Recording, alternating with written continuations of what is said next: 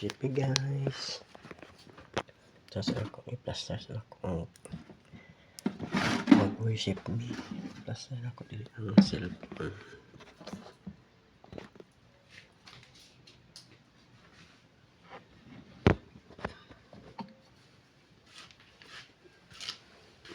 Laser ko gamay. Init. Ayan.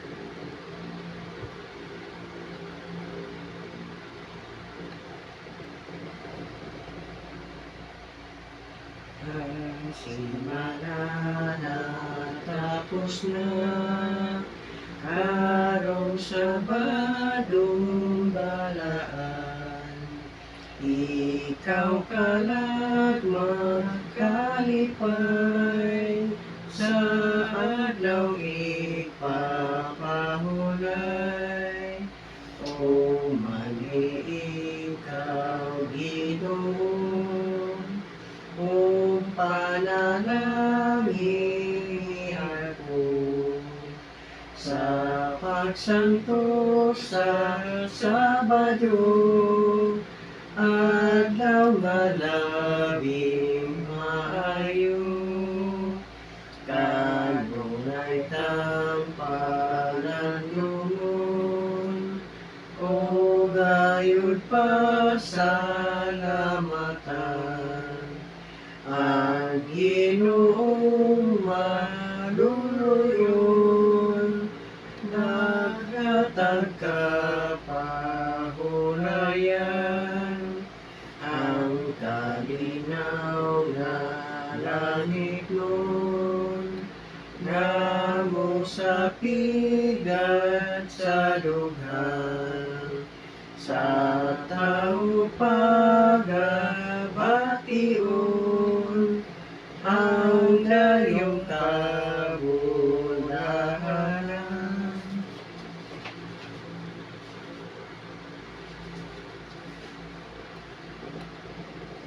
Ang basahon nakita sa Isaias 49.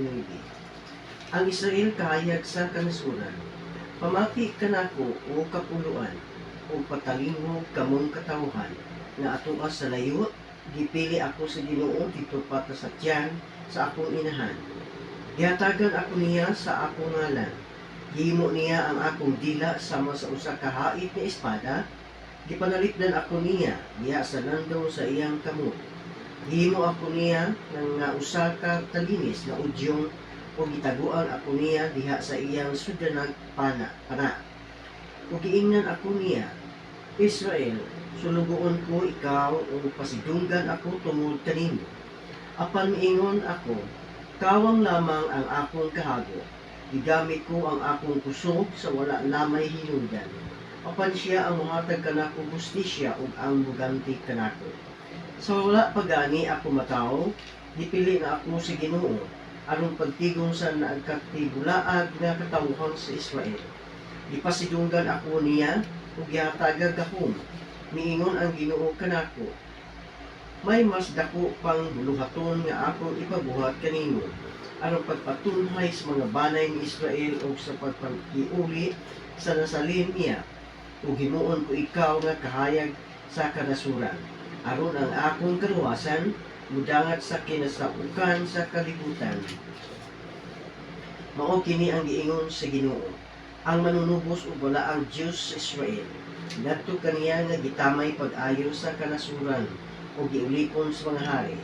Inikakita sa mga hari kanimo, manindog sila o luyok ingon man ang mga prinsipe, aron sa pagpasidungog kanimo mahitabo kini.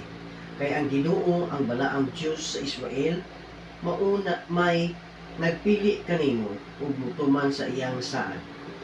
Kuron pag-usab ang Jerusalem, mao kini ang giingon sa Ginoo ngadto sa Israel. Sa panahon nga nahimutan gitubag ko ikaw, gitabangan ko ikaw sa dihang nagpakitabang ka. Bantayan o panalagdan ko ikaw, pinaagi kanimo, maghimo ako kasabutan uban sa tanang katawhan.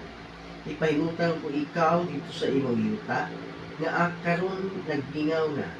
Muingon ako sa mga binilanggo, gula kamo, ug niadtong anaasa kangitngit, gawas ngadto sa kahayag.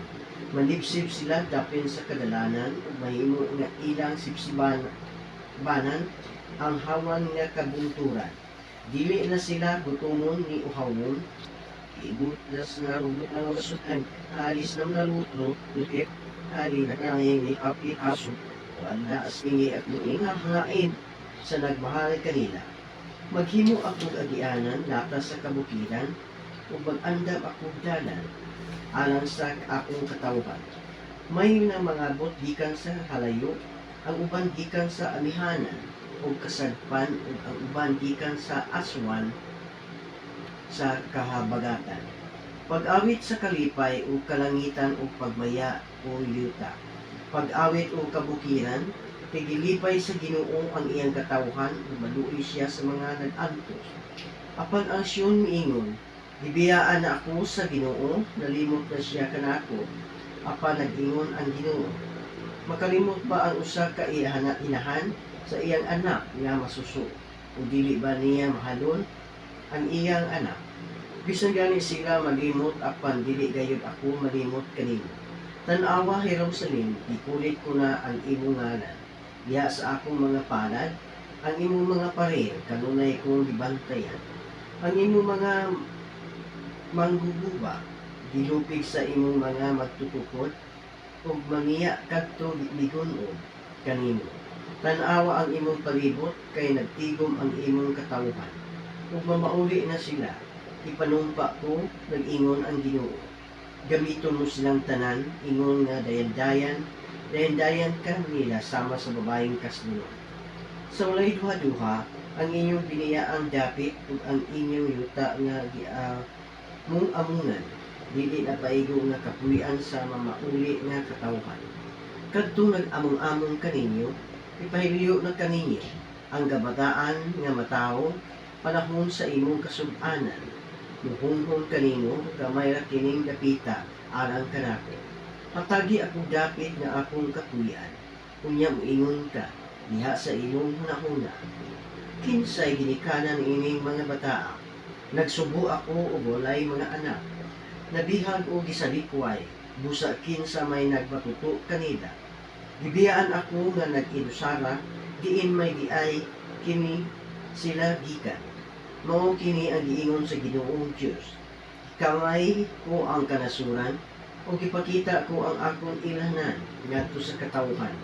Ubuson nila ang imong mga anak nga lalaki, ug sung-ayon nila ang imong mga anak nga babaye. Ang mga hari mahimo nga inyong mga ama-ama, ug ang ilang mga rayna mahimo nga inyong yaya. Uyok mo sila kaninyo, ug tilaan nila ang abog sa inyong tiil. Unya makaila kamo nga ako mao ang Ginoo, kadtong misalib kanako, dili gayud maunawan. Makuha ba ang mga inilo gikan sa sundalo? Umaluwas ba ang mga dinakpan gikan sa bangis na tao?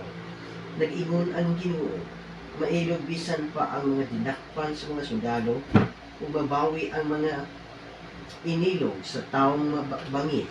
Kay makig-away ako ni adtong makig-away kanimo, ug luwason ko ang inyong mga anak. Ipakaon ko ang magdaog-daog kaninyo, ang ilang kaugalingong lawas, ug mga hubog sila sa ilang kaugalingong dugo, imong sabihin. Unya ang tanang katawhan, makaila nga ako mao ang Ginoo, ang inyong manluluwas, ang inyong manunubos, ang gamhanan Diyos ni Jacob. Isaias 49. Sama kami sunyakap na, Sama kami sunyatak na, kanimo na Panginoon.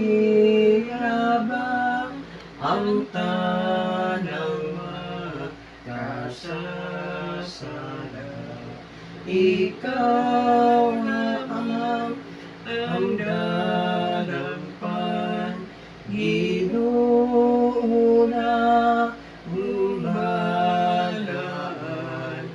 Luwasa ka, miyo Jesus, ning kalibutan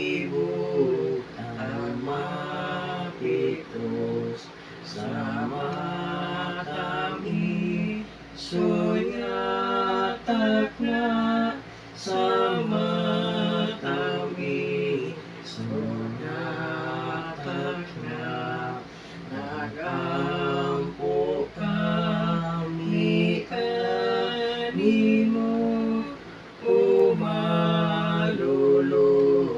mong Ginoo. Ikaw ang tuanguron o maayong saliganan, wala ingon kanimo, amahan niya gamhanan. Sa matami, sunyatak na sa matami, sunyatak na natawag ka ni sa ngalan ni Hesu Kristo balaan. Ikaw ang makatabang sa tanan nga kalisdanan, walain nga makahumpay kundi ang pag-ampo lamang.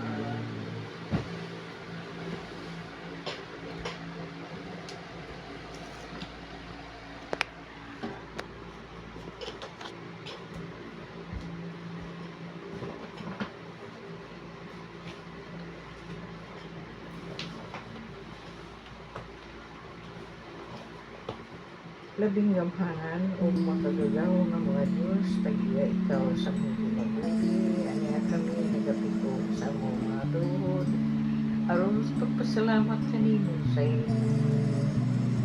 Pagkamayo ka namin sa paghatag kayo nasa tulog, simana na nidagat kami ni dapit nga adlaw ni pagpahunan. Samtang kami mahan magasulod sa mong pagbalaan sa inyo. Hinaog kami ang mga espiritu makikituban ka na mo karon, aron kini mo maghatag ng ugat na likod sa mong pagtuo.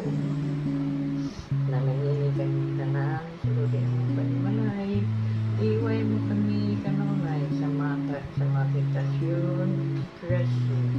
Iko na kami, di Santo Man, sa dagdag na pagsulay sa mga pinabuhi, magkabaro kami Ginoo na Ginoo. Bahay kami Ginoo, biyahe kami sa espiritu sa kamaturan, kaya wala kami mahilo sa mga paghiyon, amahan kung wala ikaw.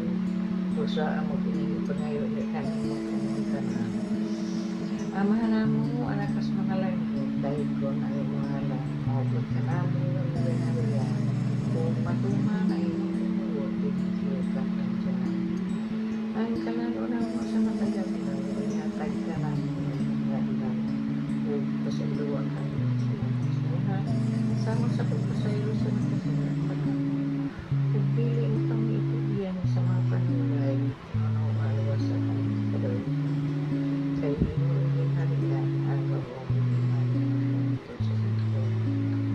Mahal ko na yun mo, kasi nagtanay kong tanan, siguro kung makuloy kung sa ang may kami sa kastasag, iya, ang mga kaya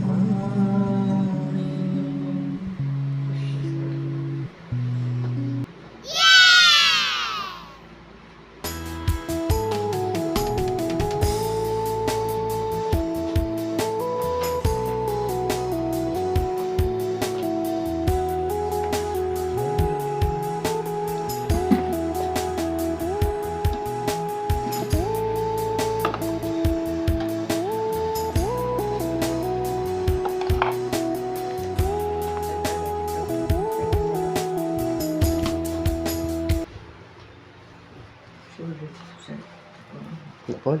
Kana pod? Dito sa silong Kana pod ba? Ay, ay, apit.